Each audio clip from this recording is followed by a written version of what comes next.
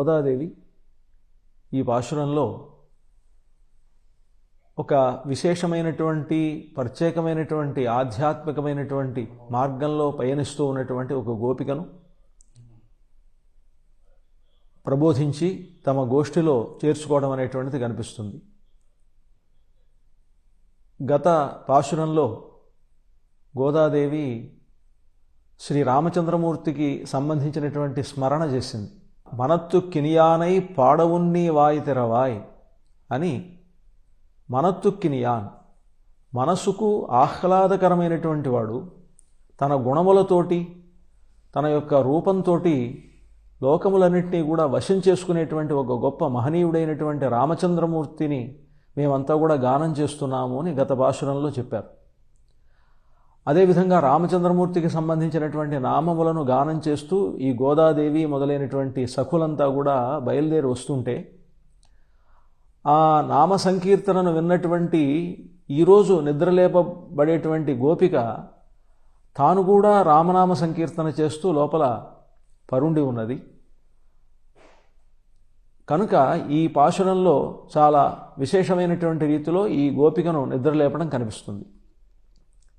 పుళ్ళిన్వాయ్ కీండానై పొల్లావరక్కనై కిళ్ళి కళైందానై కీర్తిమై పాడిపోయ్ பிள்ளகளெல்லாரும் பாவை களம்புக்கார் வெள்ளி எழுந்து வியாழமுறங்கித்து புள்ளும் சிலம்பினகான் போதறி கண்ணினாய் குள்ள குளிரக் குடைந்து நீராடாதே பள்ளி கிடத்தியோ பாவாய் நீ நன்னாளால் కళ్ళంతవిర్దు కలందేలోరెంబావాయ్ అని ఈ నామ సంకీర్తనం చేస్తూ వస్తున్నటువంటి గోపికల్లో రెండు విభాగాలుగా తయారయ్యారట.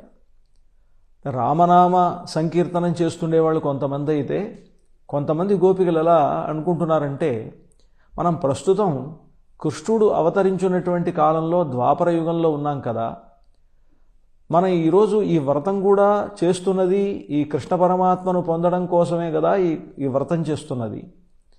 కృష్ణుడు ప్రత్యక్షంగా ఉన్నప్పుడు ఆ కృష్ణనామాలను కూడా గానం చేయాలి కదా అని అనుకుంటూ కొంతమంది కృష్ణుడికి సంబంధించినటువంటి నామములను, ఆయనకు సంబంధించినటువంటి వైభవాన్ని, ఆయన గుణగణములను కీర్తించేవాళ్ళు కొంతమంది అయితే, రామనామాన్ని జపిస్తూ రాముని యొక్క కళ్యాణ గుణములను కీర్తించేవాళ్ళు కొంతమంది అయితే, రాముని గొప్పతనాన్ని కొంతమంది, కృష్ణుని గొప్పతనాన్ని కొంతమంది కీర్తిస్తూ మనకు ఎలాగైతే ద్వాదశనామ మంత్రం అంటాం మనం, హరే రామ రామ రామ హరే హరే, హరే కృష్ణ కృష్ణ కృష్ణ హరే హరే అని ఆ నామం చాలా విశేషమైనటువంటి నామంగా లోకంలో ప్రసిద్ధి పొందింది. ద్వాదశనామ మంత్రం అంటాం దీన్ని.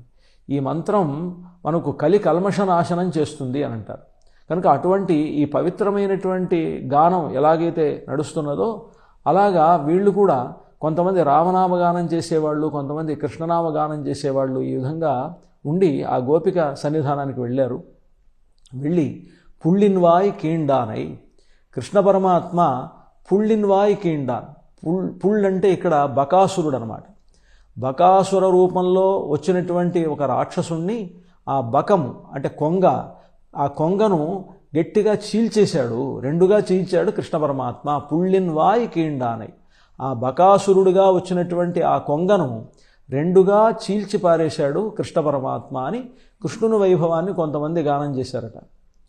అప్పుడు పక్కనే ఉండేటువంటి రామనామ గానం చేసేటువంటి వాళ్ళు అన్నారు, అయ్యా మీ కృష్ణుడు గట్టిగా ఆ కొంగను గట్టిగా చాలా కష్టపడి చీల్చేశాడేమో, కానీ మా రామచంద్రమూర్తి ఉన్నాడే గొప్ప మహావీరుడైనటువంటి వాడు, పరమశివుణ్ణి మెప్పించినటువంటి వాడు, దేవతలనందరినీ కూడా దాసులుగా చేసుకున్నటువంటి రావణ బ్రహ్మను, రావణాసురుణ్ణి పొల్లావరక్కన్, ఆ రావణాసురుడు ఎలాంటి వాడంటే పొల్లావరక్కన్, దుష్టుడైనటువంటి వాడు, దుష్టుడైనటువంటి అరక్కన్ రాక్షసుడు, పొల్లావరక్కనై అలాగే దుష్టుడైనటువంటి రావణాసురుణ్ణి కిళ్ళి కళయిందానై, రాముడు చాలా తేలిగ్గా కిళ్ళి కళయిందాన్ని గిల్లిపారేశాడు అన్నారు. ఇక్కడ గిల్లిపారేటువంటి ఎట్లా అంటే ఇక్కడ ఎందుకు చెప్తున్నారు ఆండాళమ్మ వారంటే, రాముడు పరాక్రమవంతుడు, మహావీరుడు అని. మహావీరుడైనటువంటి రామచంద్రమూర్తి రావణాసురుణ్ణి, అంత గొప్ప పరాక్రమం కలిగినటువంటి రావణాసురుణ్ణి ఎంత తేలిగ్గా సంహరించాడో రామభక్తులైనటువంటి గోదాదేవి మొదలైనటువంటి వాళ్ళు చెప్తున్నారు, కిళ్ళిక్కళైందాన్, ఎట్లాగైతే చీడపట్టినటువంటి ఒక చెట్టుకి ఉండేటువంటి ఆ చీడపట్టిన భాగాన్ని ఎలాగైతే తుంచేస్తారో అలాగే రావణాసురుడి తలకాయల్ని తుంచేశాడు. అలా రావణాసురుడి తలకాయలను తుంచేయడంతో పాటు అతన్ని సంహరించేశాడు రామచంద్రమూర్తి. కనుక రాముడు మహాపరాక్రమవంతుడు, కృష్ణుడి కంటే కూడా గొప్ప వైభవం కలిగిన వాడు రామచంద్రమూర్తి అని చెప్పడంలో.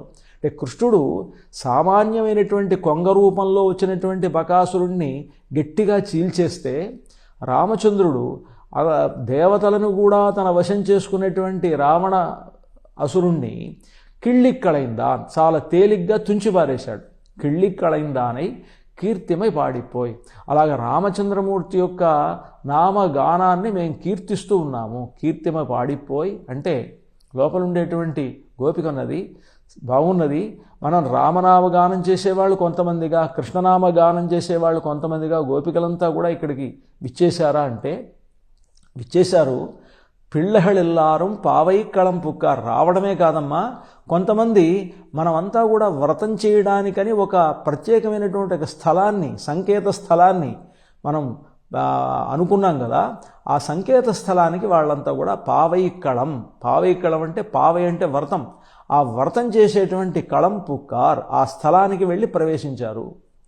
పిళ్ళహళెల్లారం పావైక్కళం పుక్కార్ అన్నది. అంటే లోపల ఉండేటువంటి గోపిక అన్నది, సరే వచ్చిన వాళ్ళు వచ్చారు, వారంతా కూడా వెళ్ళవలసినటువంటి వాళ్ళంతా కూడా సంకేత స్థలానికి వెళుతున్నారు, బాగానే ఉన్నది. మరి ఇప్పుడు తెల్లవారింది అనడానికి ఏమిటి ప్రత్యేకమైనటువంటి గుర్తులు? అంటే తెల్లవారలేదనుకొని నేను ఇంకా నిద్రపోతున్నాను అని లోపల ఉండేటువంటి గోపిక అంటే వీళ్ళు అంటున్నారు, వెళ్ళి ఎഴുந்து వ్యాళమురంగిత్, వెళ్ళి ఎഴുந்து శుక్ర నక్షత్రం అనేటువంటిది వెళ్ళి ఎഴുந்து, శుక్ర నక్షత్రం తెల్లవారింది, అది ఉదయించింది అన్నమాట. వెళ్ళి ఎഴുந்து శుక్ర నక్షత్రం ఉదయించింది. వ్యాళం ఉరంగిత్, బృహస్పతి నక్షత్రం అనేటువంటిది అస్తమించింది. వ్యాళం వెళ్ళి అనేటువంటి రెండు, శుక్రుడు బృహస్పతి అనేటువంటి వీరిద్దరూ కూడా గురుస్థానంలోనేటువంటి వారు. బృహస్పతి దేవతలకు గురువు అయితే శుక్రుడు రాక్షసులకు అసురులకు గురువు.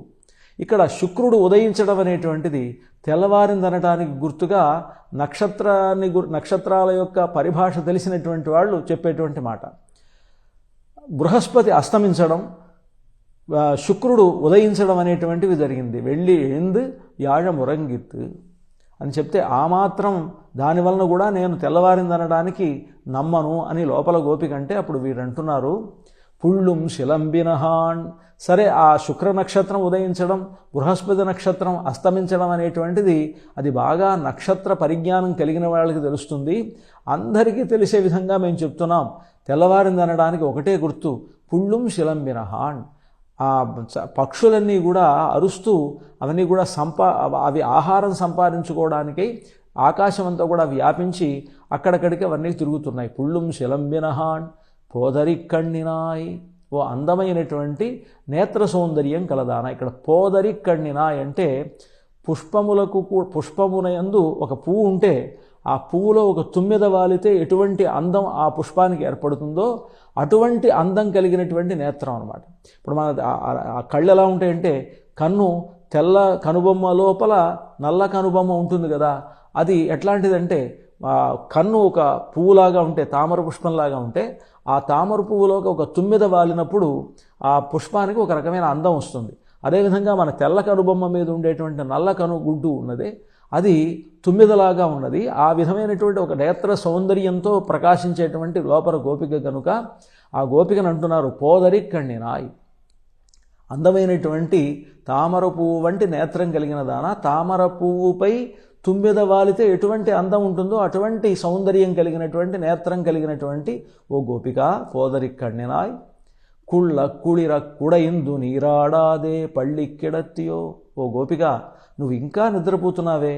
నువ్వు ఇక్కడ నిద్రపోవడం అనేటువంటిది మనం అనుకున్నట్లుగా ఏదో మామూలు నిద్ర అని కాదు. ఇక్కడ లోపల ఉండేటువంటి గోపిక యోగ మార్గంలో ఉన్నది కనుక నువ్వు ఇంకా పళ్ళిక్కిడత్తియో, ఇంకా నువ్వు అలా యోగ మార్గంలోనే ఉన్నావా. కుళ్ళ కుడిర కుడైందు నీరాడాదే. మనం ఈ వ్రతాన్ని చేద్దాం అనుకున్నాం కదా, ఈ వ్రతంలో మనం ముఖ్యంగా భగవద్ అవగాహనం అనేటువంటిది, భగవద్ గుణానుభవం అనేటువంటి ఆ సముద్రంలో మనం మునగాలనుకుంటున్నాం, భగవత్ కళ్యాణ గుణములు అనేటువంటి సముద్రంలో. కనుక కుళ్ళ కుడిర కుడైందు నీరాడాదే, ఆ విధమైనటువంటి ఒక సాధన చేయడానికి నువ్వు రావాల్సింది. పళ్ళిక్కెడత్తియో పావాయిని నన్నాళాల్ కళ్ళంత విருந்து కలందు. నెమ్మదిగా నీవు వచ్చి మా గోష్ఠిలో చేరి మేమంతా చేస్తున్నటువంటి ఈ భగవత్ కళ్యాణ గుణానుభవానికి నీవు కూడా చేదోడు అందించవలసింది అని లోపల ఉండేటువంటి గోపికను గోదాదేవి ఈ పాశురంలో ఆహ్వానిస్తూ ఉన్నారు. స్వోచ్ఛిష్ట మాలికాబంధ గంధబంధుర జిష్ణవే విష్ణుచిత్త తనూజాయై గోదాయై నిత్యమంగళం.